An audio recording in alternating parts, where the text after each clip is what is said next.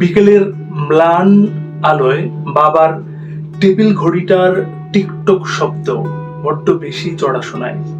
পুরনো মেহগনি টেবিলের ওপর রাখা ধুলো জমা ঘড়িটার দিকে তাকিয়ে সুমিতের হঠাৎ মনে হলো সময় আসলে স্থবির, কেবল মানসিক ফুরিয়ে যায়। একটু আগেই সে আলমারির নিচ থেকে একটা পুরনো চামড়ার ডায়েরি খুঁজে পেয়েছে, যার পাতায় পাতায় জড়িয়ে আছে 25 বছর আগের কিছু হিসেব। সুমিত এখন শহরের মস্ত বড় কনস্ট্রাকশন ফার্মের মালিক।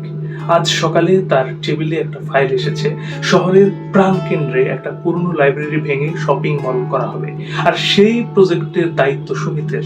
লাভ হবে কোটি টাকা। কিন্তু ডায়েরিটা খুলতেই প্রথম পাতায় বাবার চশমা পরা হাসি মুখের একটা ছবি, আর নিচে গোটা গোটা অক্ষরে লেখা, টাকা চলে গেলে আবার আসে রে খোকা, কিন্তু ভেতরের মানুষটা চলে গেলে তাকে আর কোনো দিন কোনোভাবে ফেরানো যায় না। সুমিতের বাবা আমিনুল সাহেব ছিলেন এই শহরের এক সরকারি হাই স্কুলের প্রধান শিক্ষক।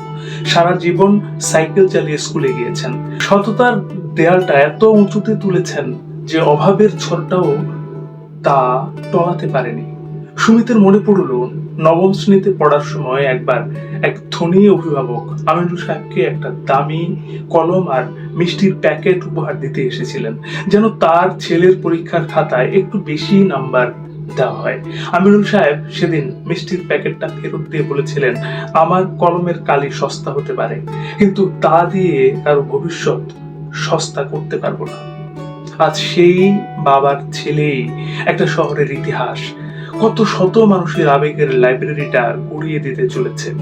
সুমিতের মনে আছে শৈশবে এই লাইব্রেরির বারান্দায় বসে সে বাবার হাত থেকে প্রথম রূপকথার বই কিনেছিল, পড়েছিল।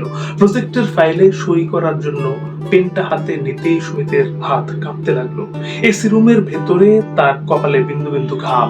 এক পাশে কোটি টাকার মুনাফা, অন্য পাশে বাবার রেখে যাওয়া সেই সস্তা কলমের অদৃশ্য সভ্যতার মূল্যবোধ। হঠাৎ টেবিলের ওপর রাখা ফোনটা বেজে উঠলো।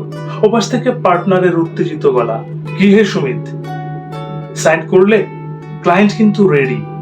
সুমিত কিছুক্ষণ চুপ করে রইল, তারপর জানলার বাইরের দিকে তাকিয়ে সন্ধ্যার আলোর আকাশটা দেখলো। মানুষগুলো ফিরছে। সে গভীর একটা শ্বাস নিয়ে বলল, না, আমি এই প্রজেক্টটা করছি না, লাইব্রেরিটা ওখানেই থাকবে। ফোনটা রেখে সুমিত ড্রয়ার থেকে বাবার সেই পুরনো চশমাটা বের করলো। কাঁচটা ঝাপসা হয়ে গেছে, কিন্তু সুমিতের ভেতরটার কুয়াশা কেটে একদম পরিষ্কার হয়ে গেছে। সে চেয়ারে হেলান দিয়ে পকেটের সস্তা কলমটার দিকে তাকিয়ে হাসলো। আজ অনেক বছর পর নিজেকে বড্ড বেশি ধনী মনে হচ্ছে। এবার আপনার কথা।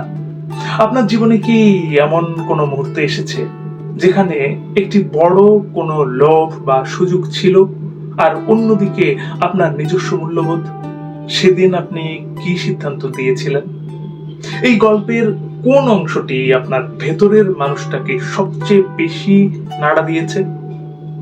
আপনার কি মনে হয় আজকের এই প্রতিযোগিতার যুগে আমিনুল সাহেবের মতো মূল্যবোধ ধরে রাখা আদৌ সম্ভব, নাকি বাস্তবতার কাছে তা হেরে যায়?